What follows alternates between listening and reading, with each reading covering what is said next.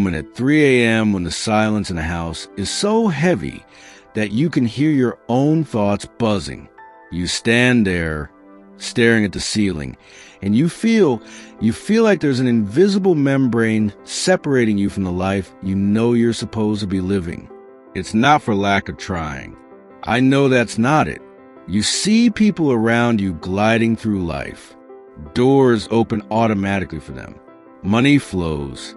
Love happens during a chance encounter on a street corner. Health is abundant. And every day, you feel like you're pushing a boulder uphill. You scream, beg, paint pictures of your dreams, pray until you lose your voice. On the other hand, silence is like screaming through thick, soundproof glass. You see the reality you desire on the other side. It's so close that you can almost smell it, but you can't touch it. And the worst feeling is not failure. The worst feeling is a gnawing doubt that starts whispering in your ear. Does the universe just not love me? Is there a cosmic file with my name stamped with the word denied? Take a deep breath. Hold it for a second and exhale. I need you to listen to me with every cell in your body right now. The problem is not you. The problem is not your worthiness. And the universe, this infinite and unfathomable intelligence, is definitely not deaf. The truth is shocking and at the same time liberating more than you can imagine. Yes, you cried out for strength, but you cried out in a language that the operating system of reality does not understand. It's like trying to access a website by entering numbers into a calculator. The tool is right, the intention is good, but the code is wrong. Carl Jung, the great explorer of the human psyche, discovered this decades ago in his stone tower in Zurich. He realized that we are not victims of random fate. We are actually projectors of a reality we are not aware of. There is a mechanism, a hidden gear between your mind and matter that works with the precision of a Swiss watch. He looks you in the eye and asks, "What would you like to order?" And this is where the tragedy of most human lives begins. You look at him in confusion and say, "But I want to be happy." The waiter stops, his pen hovering over the paper. "Happy, sir, of course. But what would that look like? Would a plate of spaghetti make you happy? Watching the sunset, winning the lottery, or just finding a 10 real bill on the ground?" Or maybe you say, "I don't want to suffer anymore. I don't want any more debt." Now you confuse the whole kitchen. Imagine you go to McDonald's and say to the cashier, "I don't want a Big Mac." That won't help him understand what to give you. He can't process an unfulfilled order. When your desires are vague, such as, "I want more money" or "I want a nice person," the universe gives vague results. More money could be a penny you find on the sidewalk. Technically, your wishes come true. You have more money than you did before. But that's not what music you wanted, is it? Lack of precision is the biggest saboteur of your dreams. Jung worked with his patients by analyzing the smallest details of their dreams because he knew that the truth lies in the specifics. For the universe to conspire in your favor, you need to be smarter. You need to replace "I want to be rich" with "I earn 50,000 raise a month thanks to a job that I am passionate about, serving people who appreciate my talent." Do you notice the difference in energy? Instead of "I want love," define it as "I share my life with someone who values loyalty, who has emotional intelligence, with whom I can talk for hours, and who makes me feel safe and encourages me to grow." This is not nitpicking. It is clarity. It is providing GPS coordinates. If you only enter east into your car's GPS, you may end up in the ocean. If you enter the exact address, you will reach your destination. But be careful, there is a catch. You may have the right words, the right map, and the right order at your fingertips. But if the fuel you put in your car is counterfeit, you won't get out of the garage. And this fuel isn't made of words. It's made of something much more volatile. Alchemical fuel. Emotions as a vibrational signature. This is where we separate the curious from the masters of their own lives. You can write down your goals 1,000 times. You can create the most beautiful dream board on Pinterest. But if you don't understand what I'm about to tell you, it will all be just paper and ink. The universe doesn't speak Portuguese. It doesn't speak English or Mandarin. The universe speaks vibration, and the language of vibration in the human body is emotion. Imagine emotion as the force that moves the arrow. Thought, the clarity we talked about in the previous chapter is the goal, the direction, but emotion is the force that pulls a bowstring and launches desire into reality. The problem is inconsistency. Imagine that you are repeating positive affirmations. I prosper, but while your mouth is speaking, your stomach is tight with anxiety. Your chest tightens with fear of the bill you have to pay tomorrow. What is going on here? Your brain is sending signals of prosperity, but your heart, which generates an electromagnetic field thousands of times stronger than your brain, is screaming, deficit, fear, panic. Who wins this battle? Always the heart, always the inner emotions.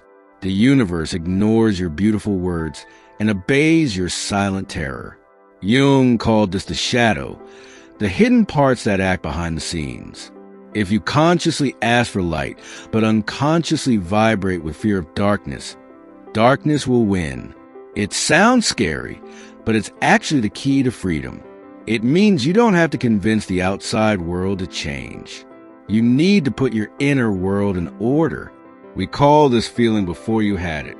And I know your logical mind is screaming right now, how can I feel the joy of wealth when my account is negative? It's an illusion, it's a lie. No, it's advanced biological technology.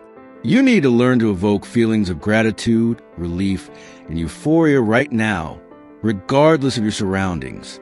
You need to emotionally teach your body what it feels like when that desire is fulfilled. Close your eyes for a second. Imagine the very moment when you achieve your greatest dream.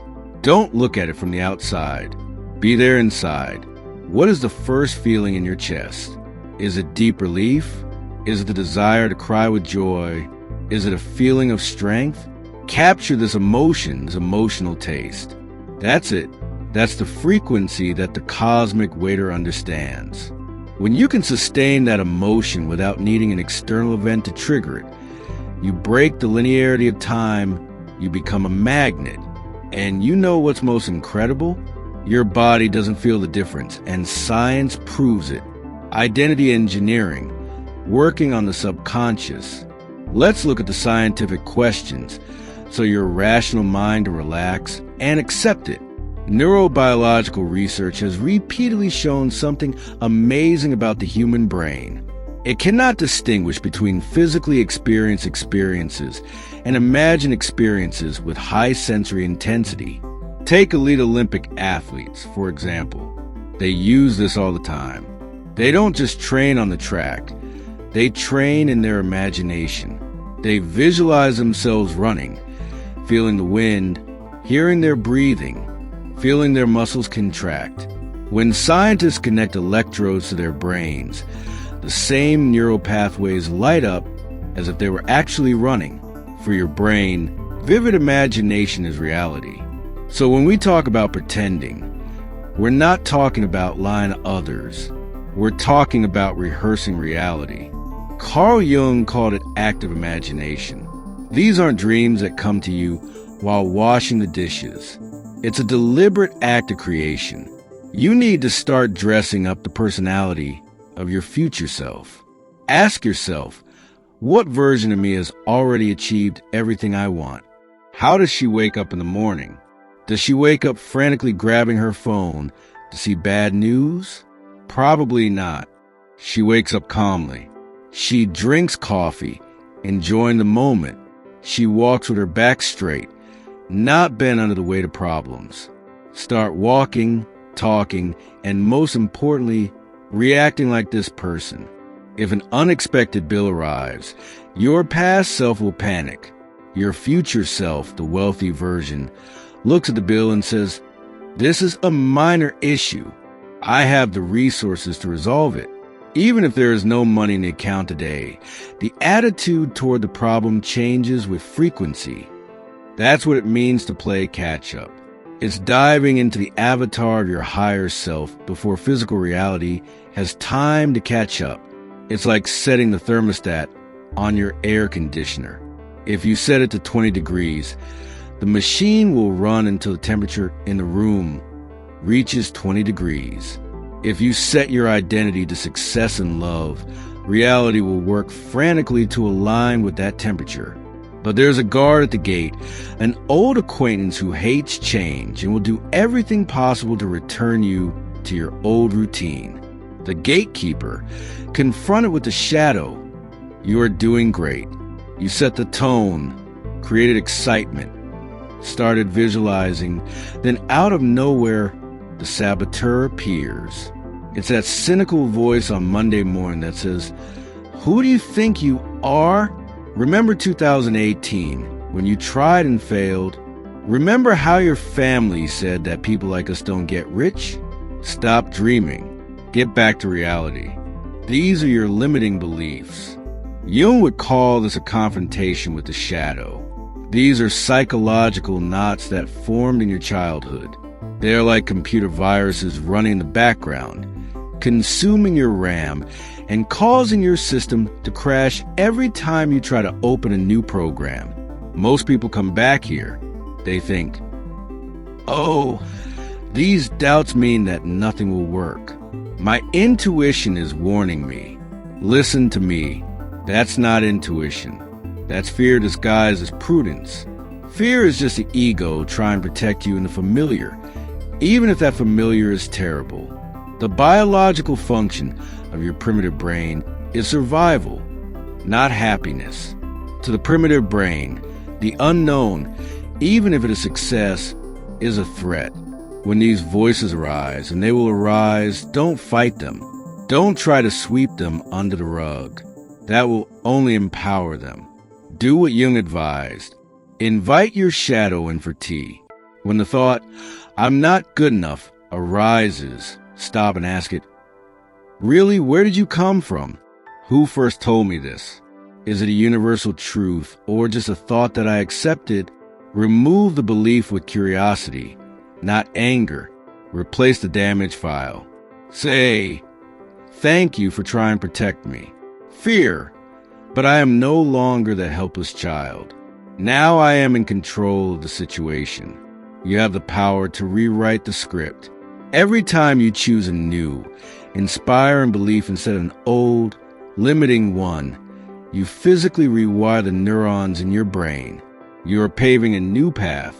Now, to close this circle and seal this pact with the universe, we need one last ingredient, the one that accelerates everything, the paradox of surrender and the seal of gratitude. We have come to the last paradox, the mystery that confuses beginners and liberates masters. After you have clearly asked, emotionally visualized, and aligned your identity, you need to let go. It seems contradictory, doesn't it? How can I desire something strongly and let go at the same time? Imagine a seed.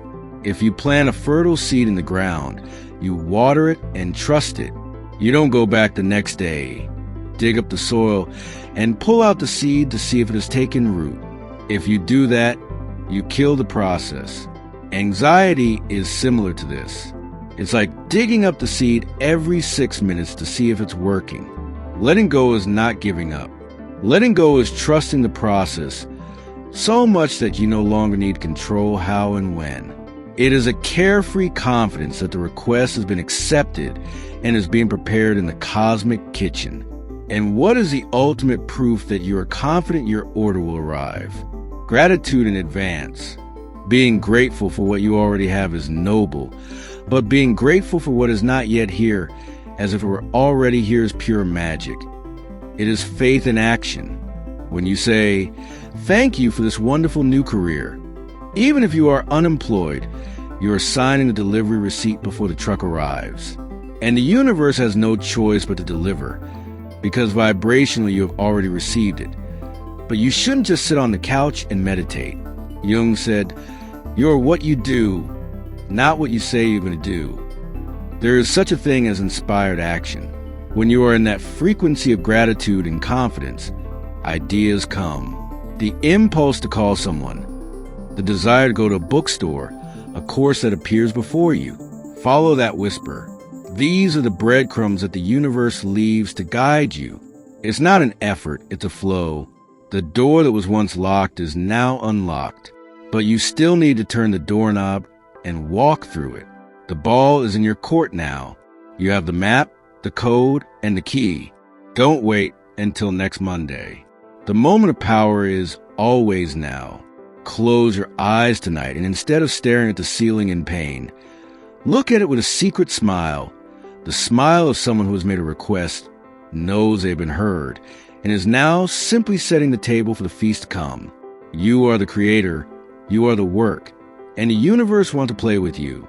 If something here has touched your soul, if you felt this truth vibrating in your bones, leave a comment with the words, "Request made." Secure this intention. Sign up to continue this journey with us. The light you seek is already within you. We are simply removing the shadows from your path to your next encounter with the Creator.